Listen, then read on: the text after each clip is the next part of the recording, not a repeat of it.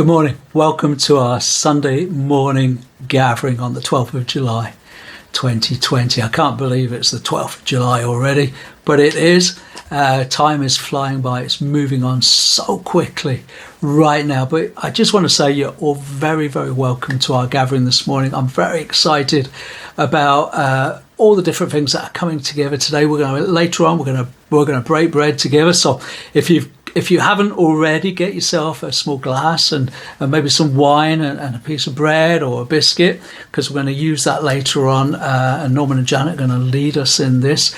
And we've got a great message lined up for you this morning.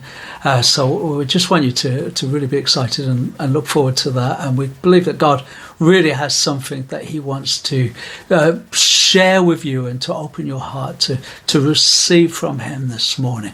We're going to pray together. I'm going to ask the Holy Spirit to help us and help us to receive what he's going to speak into our lives. So, Father, I just thank you for your presence with us, Lord. Your word says that if we draw near to you, you will draw near to us. And I pray, Lord God, as we separate ourselves, as we in our journey this week, as we come before you and we intentionally draw near to you, that we would realize your Spirit drawing closer and closer to us. Lord, we already know that you said that you would never leave us, you would never forsake us. So we know you're there, but Lord, we just want to feel you sometime. And this morning, Lord, in the middle of all this stuff that's going on, we want to know your presence more and more and more. And ask, Lord God, that you would speak to us this morning, that you would encourage us this morning, and that you would equip us in the name of Jesus. Amen. Amen. So, we're moving on this morning. We every week we look at our missional rhythms, and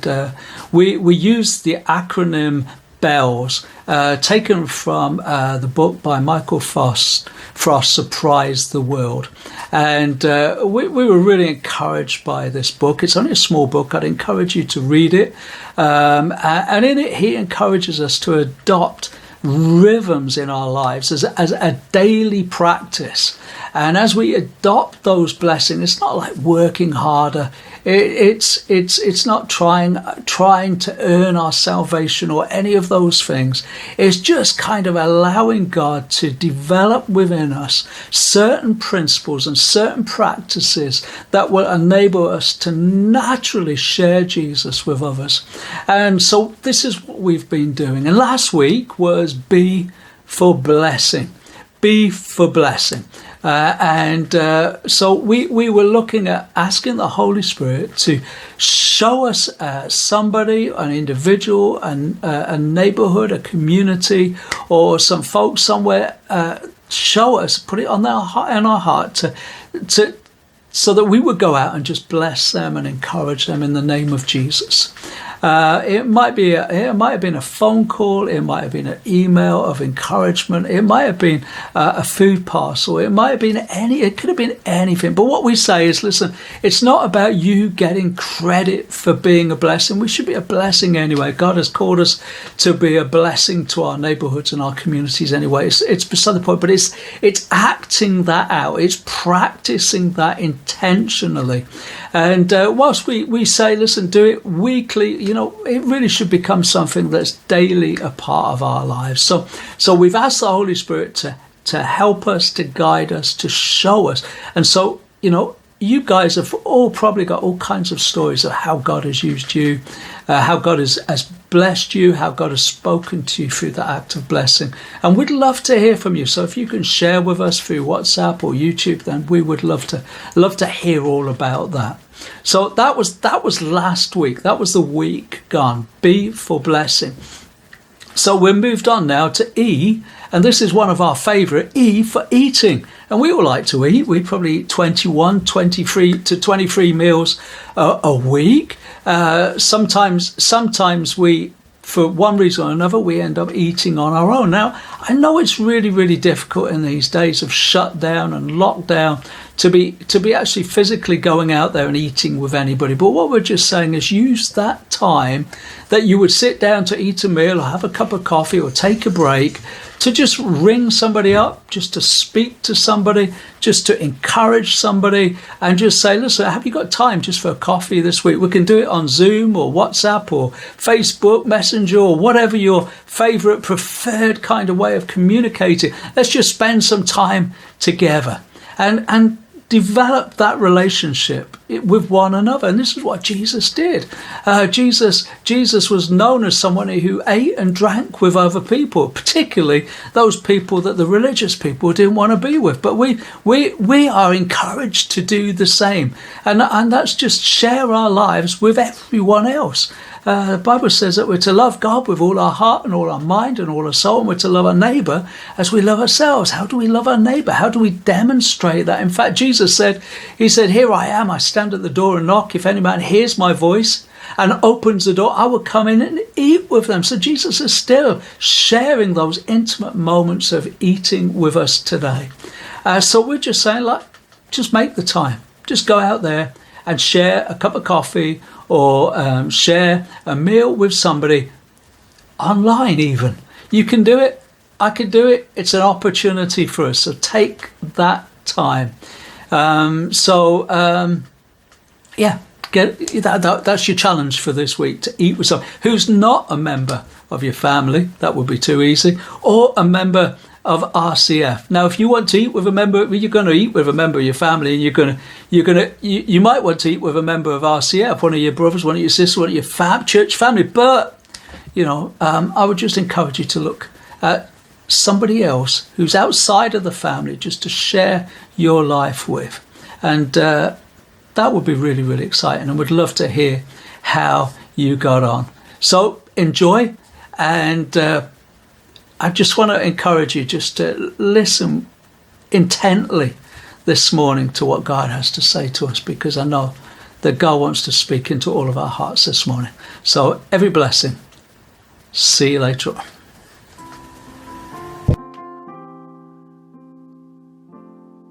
The Apostles' Creed. I believe in God the Father, creator of heaven and earth, and in Jesus Christ, his only Son, our Lord, who was conceived by the Holy Spirit, born of the Virgin Mary, suffered under Pontius Pilate, was crucified, died, and was buried. He descended to the dead. On the third day he rose again. He ascended into heaven and is seated at the right hand of God the Father Almighty. And he will come to judge the living and the dead. I believe in the Holy Spirit, the Holy Catholic Church, the communion of saints, the forgiveness of sins, the resurrection of the body, and the life everlasting. Amen. Amen. Amen. Amen. Amen.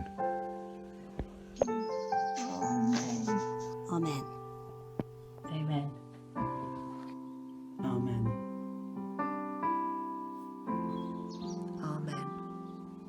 Amen. Amen. Amen. Amen.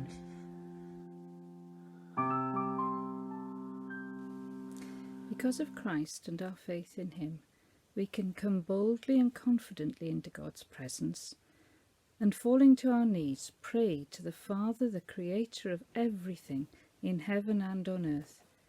And I pray that from his glorious, unlimited resources, he will empower us with inner strength through his Spirit, so that Christ will make his home in our hearts as we trust in him, and our roots will grow down into God's love and keep us strong, that we may have the power to understand, as all God's people should, how wide, how long, how high, and how deep his love is, and that we may experience the love of Christ through it, though it's too great to understand fully, and may be made complete with all the fullness of life and power that comes from God.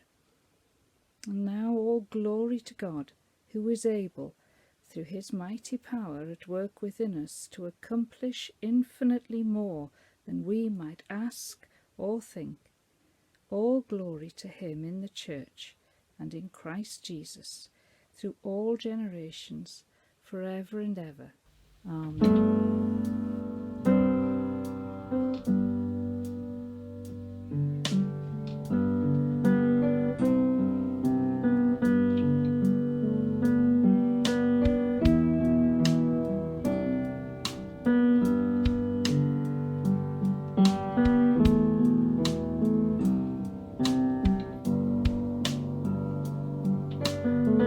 We've come to join the song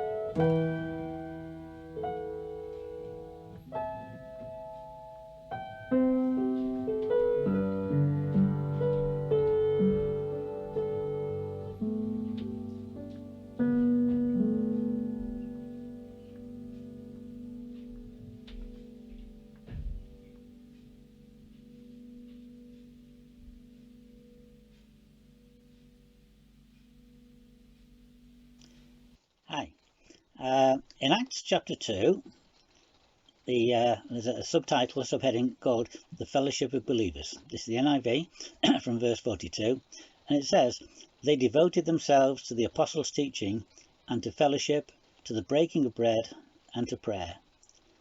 It goes on, it says, "Everyone was filled with awe at the many signs and wonders performed by the apostles. All the believers were together and had everything in common. They sold property and possessions to give to one who had need, and every day they continued to meet together in the temple courts." But the next bit is that I really like. "They broke bread in their homes, and they ate together with glad and sincere hearts." And that's us today, isn't it? We're in our homes, not necessarily of our choosing, but we're in our homes because of this virus that's going around. But we're not necessarily, divorced from the fact that we're not in a big ornate building. We're not using special cups and special plates or special anything. We're just in our homes with our families, hopefully, sharing on this platform that we've got to enable us to communicate and be together. But we are in our homes breaking bread. And it's strange. Once upon a time, we had a few years where we were involved with our local Anglican church, and Janet still recalls the time that Nia, who was the rector at the time, pulled her up because she was folding a napkin the wrong way. Have you ever folded the napkin the wrong way in communion? Seemed a bit strange to us, and really just underlined, I think, the fact that in many cases the ceremonial of communion just seems to take over from the real message. And so I think we're really blessed in many ways that we see this as something which is to be celebrated. The disciples were there together in the upper room. They were there to celebrate Passover. Now, in Jewish tradition, that's a 7-day celebration of the original Passover, and so they probably had no idea what they were entering into, but they were together. Jesus was there, and they were sitting around the table, and they were having a meal. They weren't having a ceremony, and they certainly weren't going through some religious procedure to any great effect. They were sitting together, and how it probably started off quite light and easy, and actually towards the end, after Jesus had finished speaking, they were busy arguing about who was the greatest and who was the most important, and so from that became what we celebrate now as the Lord's Supper or communion. But it was in a much more relaxed sort of way, and I always tend to think that we are just coming together to share a meal. So in many ways, communion to me can just be when we are sitting around a table, sharing with each other, devoting ourselves to the teaching and to fellowship. And fellowship can happen in many ways. And so I just think that it's right that we should remember the importance of it, but also just recognise that this wasn't a ceremonial. I remember you might remember the film of Indiana Jones and his Last Crusade, and at the very end they were trying to find the goblet that Jesus drank out of, and there were all these ornate goblets, silver and gold, but when it came to the crunch, what they actually found was a little wooden bowl. And that's how it would have almost certainly been, wouldn't it? Just very simple, not ornate, not over the top, just friends together sharing this time. And so I'd just like to now read from the Gospel of Luke, and then we can just share communion together. We can do it from home, as the disciples in those early days were used to doing. Okay, hi. In Acts chapter 2, there's a subtitle, a subheading called The Fellowship of Believers. This is the NIV from verse 42, and it says, "They devoted themselves to the apostles' teaching and to fellowship, to the breaking of bread and to prayer." It goes on, it says, "Everyone was filled with awe at the many signs and wonders performed by the apostles. All the believers were together and had everything in common. They sold property and possessions to give to one who had need, and every day they continued to meet together in the temple courts." But the next bit is that I really like. "They broke bread in their homes, and they ate together with glad and sincere hearts." And that's us today, isn't it? We're in our homes, not necessarily of our choosing, but we're in our homes because of this virus that's going around. But we're not necessarily, divorced from the fact that we're not in a big ornate building. We're not using special cups and special plates or special anything. We're just in our homes with our families, hopefully, sharing on this platform that we've got to enable us to communicate and be together. But we are in our homes breaking bread. And it's strange, once upon a time we had a few years where we were involved with our local Anglican church, and Janet still recalls the time that Nia, who was the rector at the time, pulled her up because she was folding a napkin the wrong way. Have you ever folded the napkin the wrong way in communion? Seemed a bit strange to us, and really just underlined, I think, the fact that in many cases the ceremonial of communion just seems to take over from the real message. And so I think we're really blessed in many ways that we see this as something which is to be celebrated. The disciples were there together in the upper room. They were there to celebrate Passover.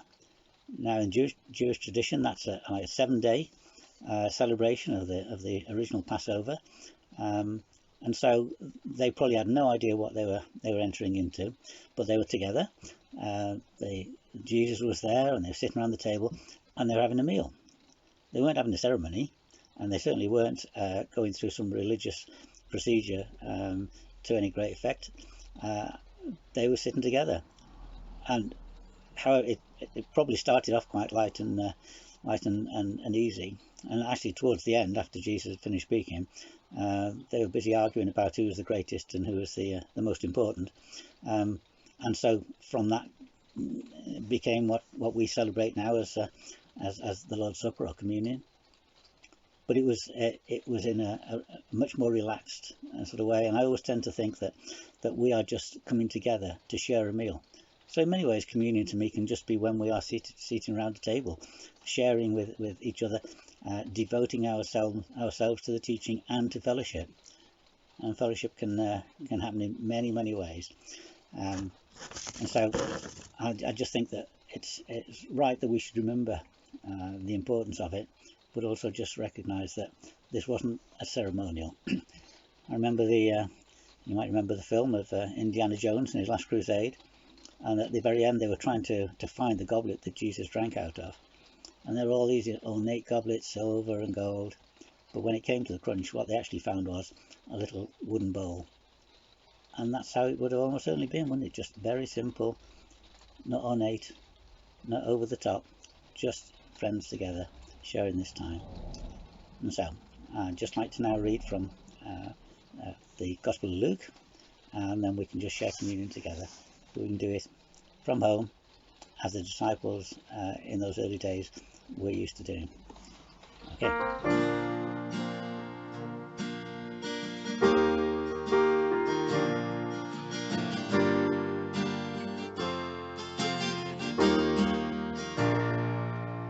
Let the King of my heart be the mountain where I run, the fountain I drink from.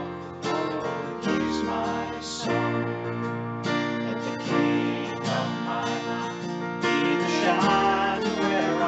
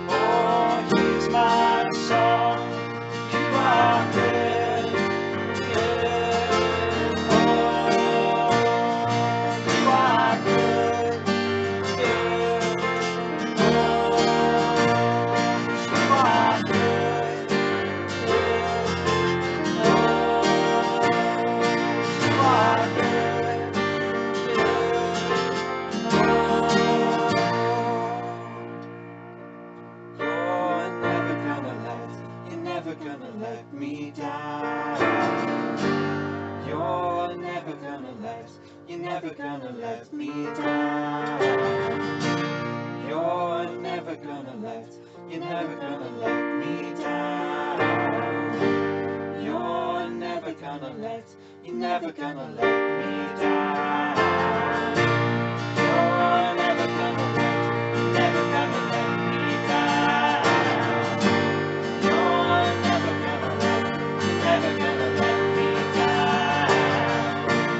You're never gonna let me down. You're never gonna let me down. You are good, good, oh, you are good, good, oh, you are good, good, oh, you are good, good, oh.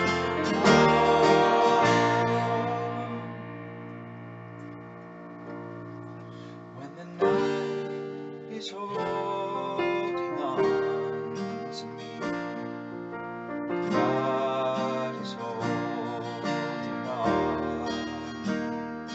When the night is holding on to me, God is holding on.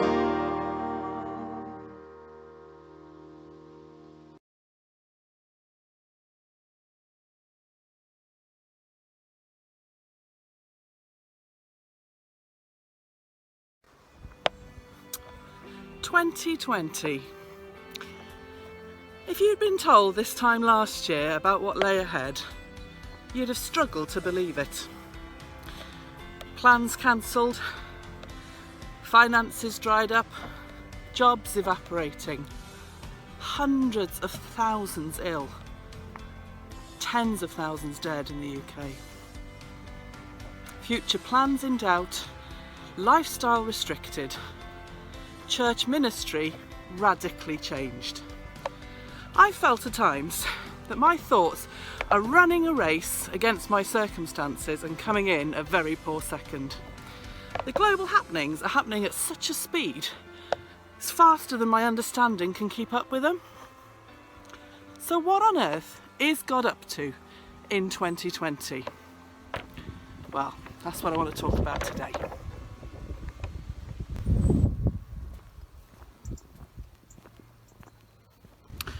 I'd start by going back to 2019 and look to see if anyone had prophesied at all about 2020. Did anyone predict this? Was this something that anyone saw coming? It was a really interesting internet trawl. A few things did come through as prophetic themes. Waiting was a big one. 2020. The number 20 in the Bible is seen as the number of waiting. Jacob waited 20 years to get both his wives and his inheritance, his property. The children of Israel had to wait 20 years to be free from Jabin, the Canaan king.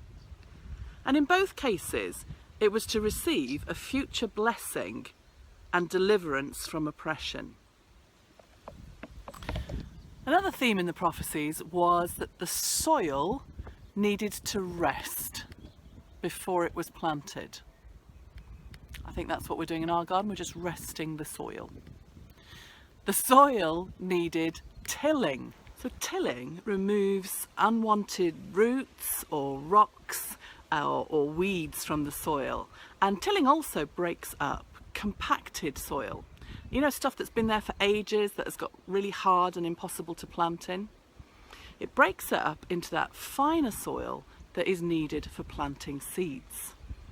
And tilling aerates the soil. It introduces fresh air into the soil. It also exposes it to direct sunlight. Several other prophecies talked about reframing the dead places, the dead and dry places. And still others talked about that the year would be marked by forgiveness and restoration. which is interesting given the more recent events in the news. One particular prophecy said that it would be a year of polarisation, of truth and lies, between the kingdom of light and the kingdom of darkness, and specifically between the media and leaders of countries. Now, I don't know about you, but I've sensed that some of all of that is true. What about us as a church, as RCF?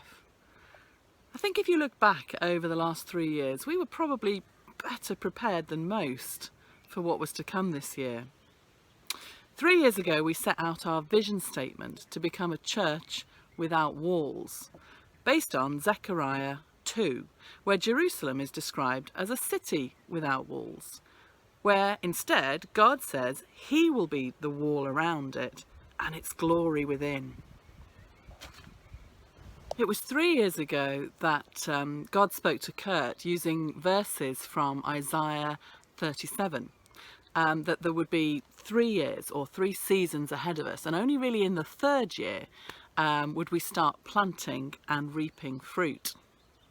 You may not remember all of the key points on the journey, but as a leadership, we look back to 2017 and we remember how very strongly we felt that we were to teach that each and every one of us was to be a pioneering leader. We started sowing the ideas that we were going to have to be church every day of the week, open to everyone, engaging in our communities and starting to really claim the soil. A big part of that was dismantling leader-led, consumer-driven, go to church on Sundays thinking. Little did we know. A year later in 2018, I don't know if you remember this, but Andy led a session where we looked at what is church, and we sat around tables and we picked up pictures and we hung them on the washing line. And we looked at how we had begun planting in our field. When we reached the 3rd year, and to be honest with you, not a great deal looked very different, I remember Kurt starting to doubt himself and starting to think, oh, maybe it wasn't 3 years, maybe it was 3 seasons. Maybe that's what God meant. And then 2020 really kicked off. We cannot ignore what has happened or put it down to a coincidence. We believe that everything that is happening this year has been allowed by God. And not only that, we believe he is doing more than we can see and much more than we can fathom. I watched a really interesting interview this morning with Denzel Washington talking about his faith, and he used a boxing phrase that this year had delivered a 1-2 punch. I don't want to skip over this first half of the year without talking about the global awakening to racism and subtly held racist attitudes that have been exposed and have exploded into our kind of global consciousness since the tragic murder of George Floyd. Right from the get-go, we've seen that polarisation that I talked about at the beginning. Certain publications have gone out of their way to kind of list his misdemeanours, focusing on conjecture, his past mistakes, whilst others wrote that he was a man of peace, who brought people together, who helped and mentored young people in his community, a man who knew Jesus. Proverbs 10 verse 12 says that hatred stirs up conflict, and that's what we've seen. And we know, if we read Revelation, that even still at the end times on earth there will still be conflict here. But eventually, it says in Revelation 22, the leaves of the tree of life will be for the healing of the nations. One day it's all going to be healed. There's healing power in the leaves of the tree of life. But in the meantime, what's been brought into focus is our need to be less self-absorbed and to go and bat for the defenceless. Like it says in Isaiah 1, cease doing evil, stop doing what's wrong. More than that, Proverbs 31 verses 8 and 9 urges us to speak up. Speak up for those who cannot speak for themselves, for the rights of the people who are destitute. Defend the poor and the needy. We should be those who call on the Lord to let his justice roll on like a river, and righteousness, his righteousness, like a never failing stream. 2 Corinthians 5 says that, so then, from now on, since we've had this new life, we've got a new perspective that refuses to evaluate people merely by their outward appearances. Jesus time and time again spoke to people that society said he shouldn't, and he lifted them up in status and meaning, and he placed them on an equal footing. Do you remember women were brought from the back of the synagogue right to the front? Samaritans shared water with him at a well, which would have been unheard of. Gentiles were invited to dinner. Tax collectors were invited to share the dinner table. And he touched lepers with sores all over their bodies. And beggars were given his full attention. And he embraced foreigners. God, through his Son, is calling people from every tongue and every tribe and every nation to look negatively at people whose skin is a different hue to our own, that just happen to have different amounts of skin pigment, melanin in their skin, is to mock God's creative genius on display. Our differences, whether they be outward, inward, personality-based, they're a cause for celebration, not for prejudice. The Evangelical Alliance did a survey of 900 UK churches during lockdown. 59% of churches surveyed reported a marked increase in people interested in finding out about the Christian faith. 70% of church leaders reported more people who would not normally attend church now attending in lockdown. Maybe you're one of them. Interested to see what church looks like these days. 90% of churches were involved in helping the vulnerable. 75% were collaborating with other churches, charities, or local authorities. So, more people interested, more people attending, more people helping, and more collaboration. And all with every church building door shut. What does that tell you? God is not confined by walls, and neither should his church be. Just waiting for this aeroplane to go over. Given up, he's still there. Anyway, you know me, I could say a lot more on this, but I promised to be brief today. So here are my pulling it together thoughts on 2020.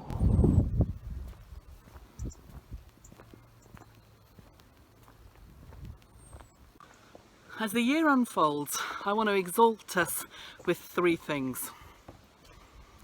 Number one, he goes with us. God personally goes before us and somehow simultaneously alongside us. He will not fail us or abandon us, says Deuteronomy 31 verse 18. So going into lockdown, during lockdown, and somehow navigating our way out of lockdown, he goes with us. He doesn't leave us stranded. And even if we don't know what the next bit looks like, he does. And we can trust him. Number two, how hungry are you? It's kind of the question I felt God asking me. Go back to the soil analogy at the start. Psalm 107 verses 35 and 36 says this: "But he can also turn a barren wilderness into an oasis with water. He can make springs flow into desert lands and turn them into fertile valleys so that cities spring up, and he gives it to those who are hungry." That compacted soil is being tilled, ready. God can make springs flow into desert lands and turn them into fertile valleys where cities can spring up, unwalled cities. But look, he gives it to those who are hungry. Some translations say that he brings the hungry to live in that place of water-drenched fertility. How hungry are you? If you're hungry, you can settle there and build or establish a city. Kingdom building. But how hungry are you? And number 3, keep becoming a church without walls. 3 years ago we made it our vision statement, which means that's our vision. That's what we keep striving towards. Bringing down barriers to people joining our family and encountering Jesus. God is doing much more than we can see and so much more than we can fathom. So let's remove the obstacles in the way. Let's hoist a sail. Let's try and cooperate with what God is already doing. Spirit, lead us where our trust is without borders.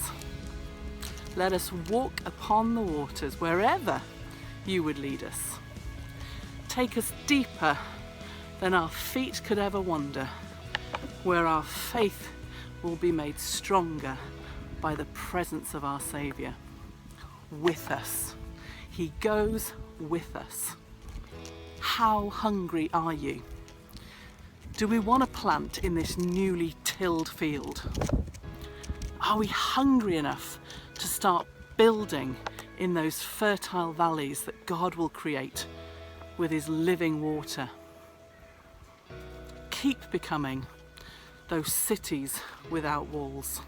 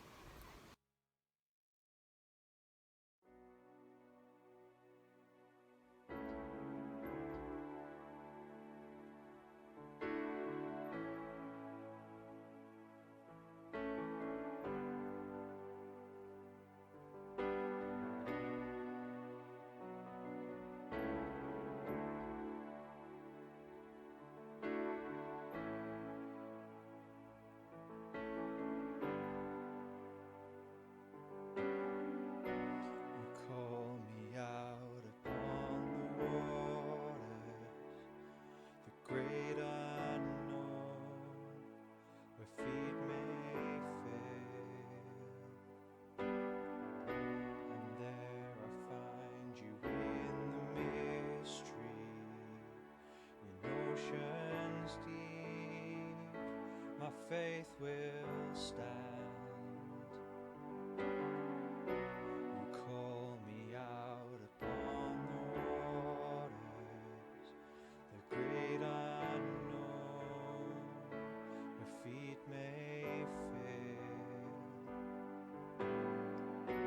And there I find you in the mystery, in oceans deep. My faith will stand, and I will call upon your name, and keep my eyes above the waves. When oceans rise, my soul will rest in your embrace, 'cause I am yours, and you are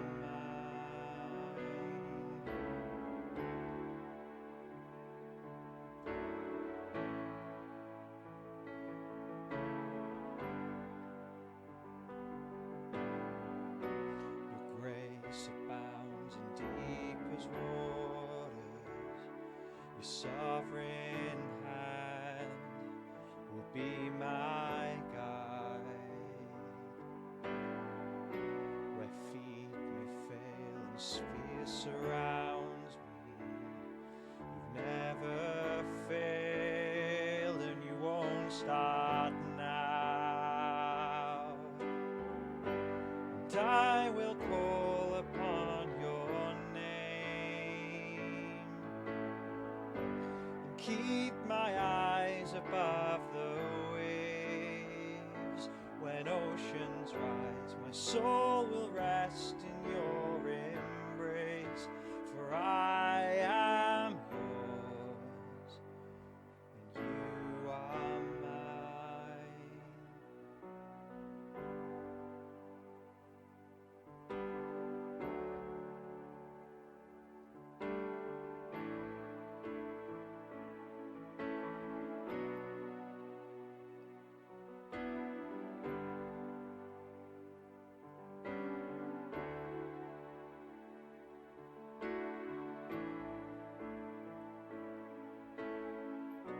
Spirit, lead me where my trust is without borders.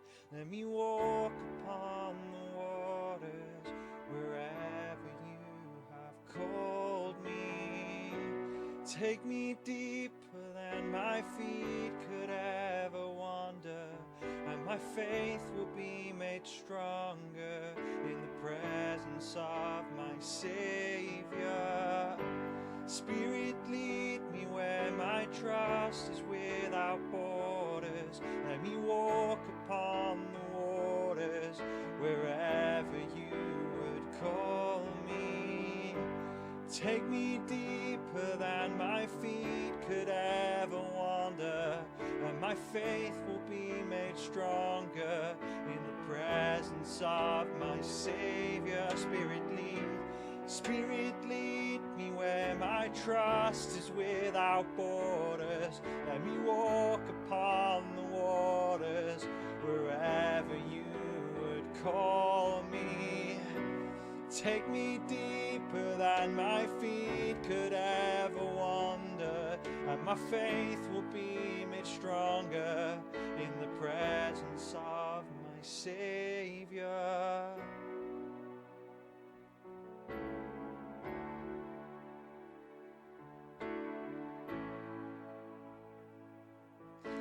Presence of my Savior.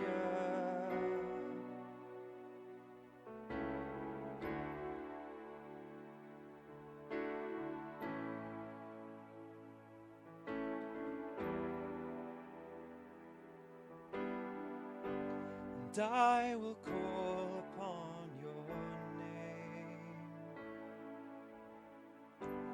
Keep my eyes above the waves.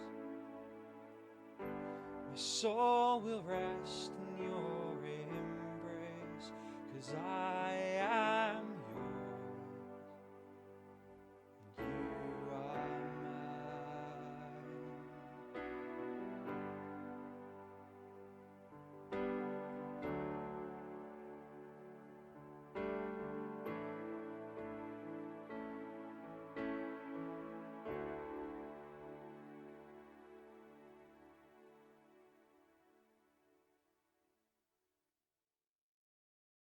Good stuff. I hope you enjoyed that. That was excellent, and we're just glad that you could join us with our journey. It was such a good thing to remember the journey that we've had over the last 3 years, and some of the things that God has spoken into our heart, which is so real to us, and some of our struggles as we've gone on and we've begun to doubt what God has said to us. And particularly myself, I remember going through that crisis that Ali talks about very, very well, and start to try and rationalize it all out. But yeah, I really knew that God had spoken to me about this, and sometimes we go through that with a very human response to the challenges that we face. But now we come to this place, we start to understand a bit more of the big picture for us as a fellowship, and maybe that's all we need to know, but that's where we are right now. We're trusting God at each step of the way. Just want to thank everybody for their involvement this morning.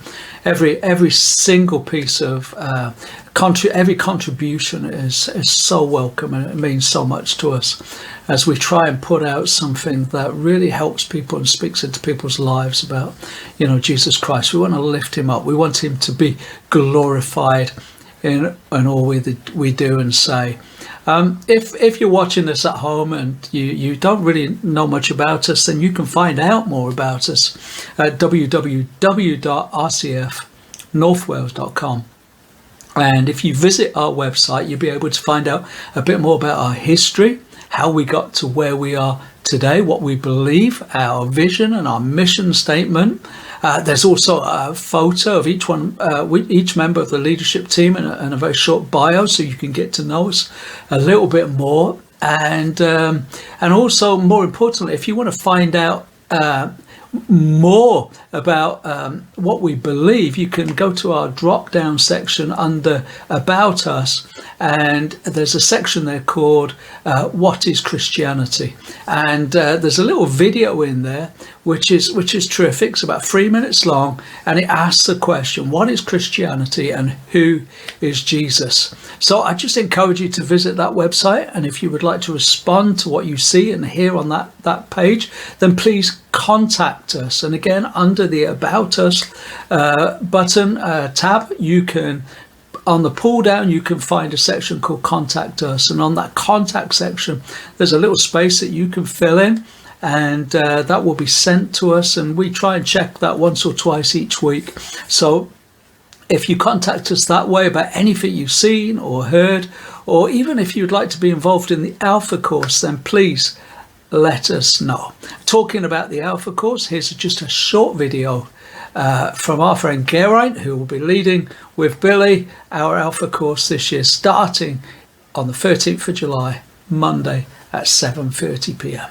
Wonderful, thank you, guys. Could you maybe, for those who don't really know what Alpha is, describe what they can describe it and maybe what they can expect?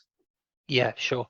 Well, Alpha it's really an opportunity to explore the Christian faith, really, and it's an 11-week course, and each week we listen to a series of talks on a particular subject, and then we just discuss it and we debate it with each other, and it's really people's opportunity then to ask all the awkward questions. There's no question off limits, there's nothing out of bounds. People can ask exactly the kind of difficult, tough questions that they want to ask. I can't promise we'll have the answers, but it's just really an opportunity for people to be able to share their thoughts, really, and their feelings on these different matters. So every week we'll cover a different topic. So, for example, one week we'll look at who Jesus is. The next week we'll look at what the Bible says about why Jesus died. And as I say, every week we'll look at a different aspect of the Christian faith. And then, so it's typically an hour's length. So we start off with something like an icebreaker. Then we'll listen to a 15-minute, we'll watch a 15-minute video presentation. And then we'll have about half an hour to discuss what was in the video. And what we're planning to do is, because we're doing this online this time, what we're hoping to do is have breakout groups within the Zoom meetings. So depending on who we have coming along, the idea is hopefully that we'll have one group discussion where we can run that in English, and another group discussion where we can run it in Welsh. Yeah, and it's just fantastic. I mean, I love it. I did it where, when I first became a Christian, that's kind of how I became a Christian, was through an Alpha course, and people. I've never met anybody who hasn't taken something away from it, who hasn't come away from that thinking, that they've learned something, or they've had an opportunity to share. Okay, again, if you would like to know more, please contact us or Geraint, and we would love to share more about you and involve you in that online Alpha course starting in a couple of weeks. What we're going to do is we're going to pray. And what we like to do is, because we believe that God has called us to be disciple makers, and we don't take that lightly. Many of us, probably all of us at some time in our lives, have struggled to understand how to pray. Where do we start? Where do we begin? And Jesus' disciples, they asked the same question. They said to Jesus, how do we pray? And Jesus then taught them a prayer, which we commonly know as the Lord's Prayer. But actually, really, truly, it was the disciples' prayer.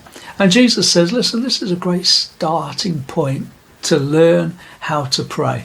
So we're going to pray the prayer. The words will come up on the screen in English and Welsh. And I just want you to join in with us. But, maybe at a later date, just think about the words of that prayer. And when you're praying, use that as a guide for your prayers. It's a great place to begin. So we're going to pray simply. Our Father in heaven, hallowed be your name. Your kingdom come, your will be done on earth as in heaven. Give us today our daily bread, and forgive us our sins as we forgive those who sin against us. Lead us not into temptation, but deliver us from evil. For the kingdom, the power and the glory are yours, now and forever. Amen. And now, as we do as a fellowship every week, we're going to pray our RCF prayer. And again, this is our vision in the words of the prayer.